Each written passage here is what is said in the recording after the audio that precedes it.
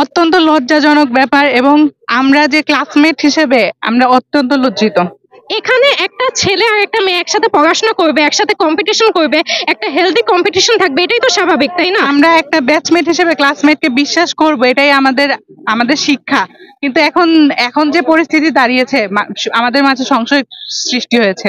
2 মাস ঘটনাটি ঘটেনি, এটা ভুল, এটা ছুটির আগে ঘটে। এন্ড উনি অনেক ভয়ে ছিলেন, ওনাকে ব্ল্যাকমেল করা হচ্ছিল, কিন্তু যখন উনি দেখছেন যে ওনাকে আবার ডাকা হচ্ছে, তারপর উনি আসলে ওনার 2টা বিশ্বস্ত বান্ধবীকে জানায়, তারপর ওই 2 বান্ধবী ওনার কিছু বিশ্বস্ত সিনিয়রকে জানায়, ওইভাবে তারপর হচ্ছে গিয়ে জিনিসটাকে এত নিখুঁত ভাবে করা হয় যেন হচ্ছে গিয়ে ওনারা কখনো টের না পায় আর পালিয়ে যেন না যেতে পারে। আমার মনে হয় এটা খুবই ভালো হয়েছে, কারণ এটা যদি জানাজানি হয়ে যায় তো তাইলে হয়তো আমরা এত সুন্দর করে জিনিসটা এক্সিকিউট করতে পারতাম না। We want justice. Hang the rapist. We want justice. আচ্ছা, আমরা যে এত কথা বলি উইমেন এম্পাওয়ারমেন্ট নিয়ে, ভার্সিটিতে ছেলে মেয়ে একসাথে পড়ে, সবার মেধা সমান, এখানে আপনি কিভাবে মানে ফ্রি মিক্সিং জিনিসটা আসলে কি আমি অ্যাকচুয়ালি বলতে পারবো না, মানে what you mean by this? এখানে একটা ছেলে আর একটা মেয়ে একসাথে পড়াশোনা করবে, একসাথে কম্পিটিশন করবে, একটা হেলদি কম্পিটিশন থাকবে, এটাই তো স্বাভাবিক, তাই না? এখন ফ্রেন্ডসের মধ্যে ফ্রেন্ডশিপ তো থাকবে। এখন এই ফ্রেন্ডশিপের মধ্যে যদি কেউ বাউন্ডারি ক্রস করে, লিমিট ক্রস করে, ওইটার প্রতিবাদ সবসময় হয়। ওই প্রতিবাদের জন্যই তো আমাদের এই সবকিছু। তো আমার মনে হয় যে ফ্রেন্ডশিপ মানে এই জিনিসটা কেন আসতেছে, আমার মনে হয় এই জিনিসটা হচ্ছে কিছু এক্সট্রিমিস্ট মানুষ নিয়ে আসতেছে, আর কিছুই না। এরকম একটা ঘটনা এর আগে কখনো হয়েছে বলে আমার মনে হয় না, এবং এই ঘটনা যে হয়েছে, সামনে যে হবে না, এটার গ্যারান্টি কি? এটার কারণেই আমাদের এই প্রতিবাদ, যে আমাদের এই বিশ্ববিদ্যালয়ে যেন সামনে এরকম কোনো ধর্ষক তৈরি না হইতে পারে, কোনো রেপিস্ট যাতে বর্ণ না হয়, এই কারণেই আমাদের এই প্রতিবাদ। এবং আমাদের দাবি হচ্ছে আমরা ওদের ছাত্রত্ব বাতিল চাই, আমরা চাই রাষ্ট্র থেকে যেন সর্বোচ্চ শাস্তি ওরা পাক, এটাই হচ্ছে আমাদের প্রতিবাদের ভাষা হবে। আমরা ওদেরকে কোনো মানে ছাত্র হিসেবে দেখতে চাই না, ওরা ধর্ষক, এটাই ওদের পরিচয়। এখন একটা আমাদের উপর দিয়ে চরম ভয়াবহ সময় যাচ্ছে, এখন সংশয় সৃষ্টি হওয়াটা স্বাভাবিক। আমরা যদি বিচার নিশ্চিত করতে পারি, আশা করি আমরা আমাদের এই সংশয় আবার আমাদের কনফিডেন্সে তৈরি করতে পারবো। যতক্ষণ না সর্বোচ্চ বিচার নিশ্চিত হয়। সহপাঠী কর্তৃক শাহজালাল বিজ্ঞান ও প্রযুক্তি বিশ্ববিদ্যালয়ে ছাত্রী ধর্ষণের প্রতিবাদে আজকের এই মশাল মিছিল চলমান আছে। অর্থাৎ দর্শকের সর্বোচ্চ শাস্তি মৃত্যুদণ্ড দাবিতে তারা আজকে জড়ো হয়েছেন শাহজালাল বিজ্ঞান ও প্রযুক্তি বিশ্ববিদ্যালয় চত্বরে। তাদের একটাই দাবি, যাতে করে দর্শকদের কোনো ঠাঁই শাহজালাল বিজ্ঞান ও প্রযুক্তি বিশ্ববিদ্যালয় হবে না এবং তাদেরকে ফাঁসি দিতে হবে। আমরা বলে রাখি যে গত 2 মে কনসার্টের কথা বলে দুইজন সহপাঠী তাকে নিয়ে যায়, পরে কনসার্ট পরবর্তীতে ওনাকে একজনে চেতনানাশক ঔষধ খাইয়ে অচেতন করে ওনাকে আসলে দর্শন করা হয়। ওনাকে সুরমা একটা ম্যাচে নিয়ে দর্শন করা হয়। দর্শনের পরবর্তীতে উনি নিজেকে আসলে অস্বাভাবিক অবস্থায় উত্থাপন করতে পারেন, অর্থাৎ বিবস্ত্র অবস্থায় উত্থাপন করতে পারেন। পরবর্তীতে তিনি গত 20 জুন পক্ষ বরাবর একটা চিঠি লেখেন। পরবর্তীতে ওই দিন আসলে 2 জন আসামিকে গ্রেফতার করা হয় দর্শনের দায়ে। ওনার নাম হচ্ছে, আমরা যদি বলি ওনাদের নাম হচ্ছে, একজনের নাম হচ্ছে, যে 2 জন আসলে গ্রেফতার হয়েছে ওনাদের নাম শান্তরানা আদনান এবং অন্যটার নাম হচ্ছে পার্থ। ওনার নাম হচ্ছে পার্থ, সরি, ওনার শান্ত এবং আদনান কর্তৃক যে দর্শন শিকার হয়েছে যে ছাত্রী, উনি আসলে অনেকটা বই আসলে কিছুদিন চেপে রেখেছিলেন। পরবর্তীতে প্রক্টর বরাবর উনি লিখিত একটা আবেদন করেন 20 জুন। পরবর্তীতে ওই দিনই আদনান এবং শান্তকে গ্রেফতার করে কোতোয়ালি থানা পুলিশ। এরই প্রতিবাদে আপনারা জানেন আজকে ওনাদের রিমান্ড মঞ্জুর করা হয়েছে, 4 দিনের রিমান্ড মঞ্জুর করা হয়েছে। 5 দিনের রিমান্ড করা আবেদন চাওয়া হয়েছে, 4 দিন মঞ্জুর করা হয়েছে। আমাদের দাবি হলো আইনের কোনো ফাঁকফোকরের মাধ্যমে কোনোভাবে যাতে রিমান্ড তারা ক্যান্সেল না করতে পারে। দর্শকদের উপযুক্ত শাস্তির ব্যবস্থা করতে হবে। বাংলাদেশের সবচেয়ে সচেতন জায়গা হচ্ছে বিশ্ববিদ্যালয়। বিশ্ববিদ্যালয়গুলো থেকে প্রত্যেকটা অন্যায়ের বিরুদ্ধে শিক্ষার্থীরা সোচ্চার হয়, গোটা বাংলাদেশ সেই দাবির প্রেক্ষিতে ঐক্যবদ্ধ হয়। সেই বিশ্ববিদ্যালয়ে এই ধর্ষকরা এত বড় অন্যায় করে গিয়েছে তাদের যাতে দৃষ্টান্তমূলক শাস্তি হয়, যাতে অন্যরা সহজে এই ধরনের মাইন্ড নিয়ে চলাফেরা করতে না পারে।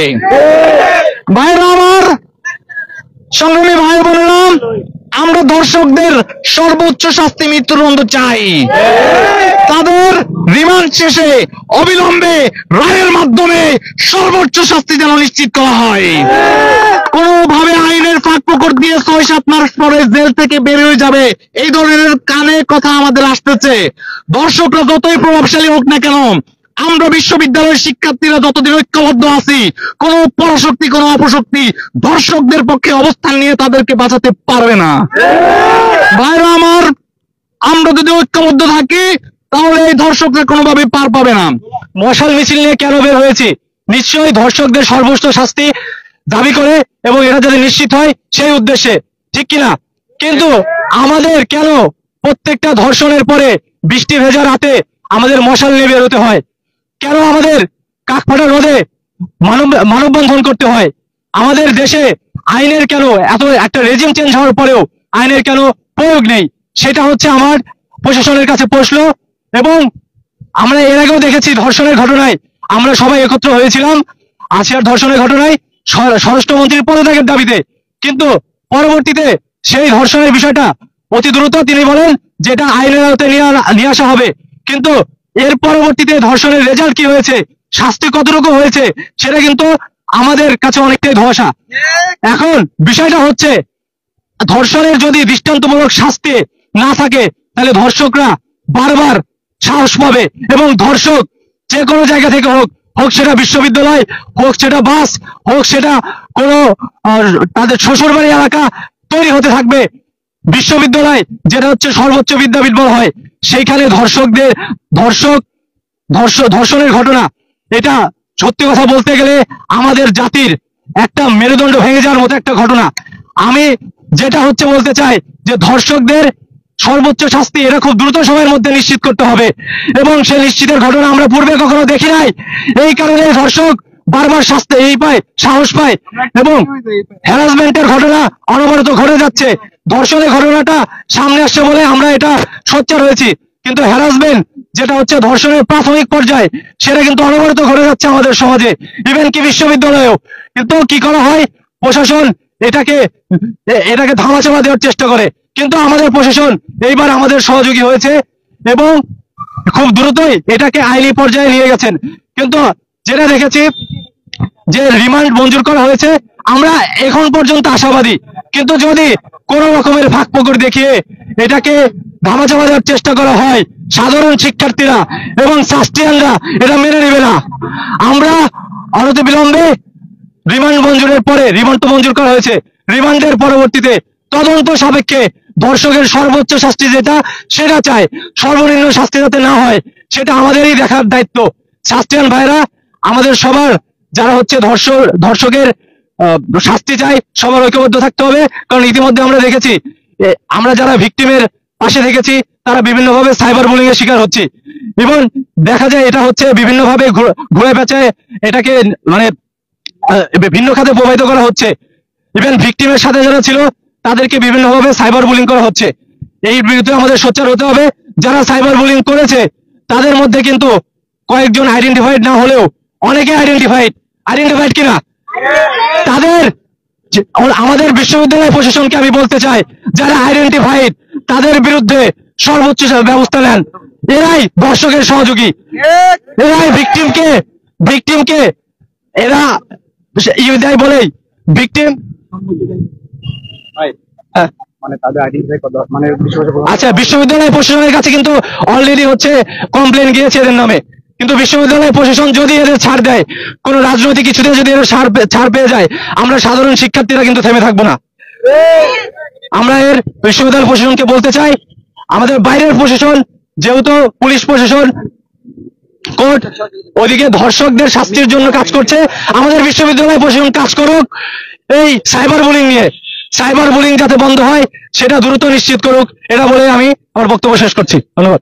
সংগ্রামী ভাই বোনেরা, এই মুহূর্তে আমাদের সামনে বক্তব্য রাখবেন যিনি প্রত্যেকটা আন্দোলন সংগ্রামে সোচ্চার থাকেন, আমাদের আইপি ডিপার্টমেন্টের পলাশ বক্তিয়ার ভাই। সংগ্রামী বন্ধুগণ, আপনারা দেখতে পেয়েছেন বিশ্ববিদ্যালয়ে একটি ন্যাক্কারজনক ঘটনা ঘটেছে। এই ধরনের ন্যাক্কারজনক ঘটনা আমরা অতীতে দেখিনি।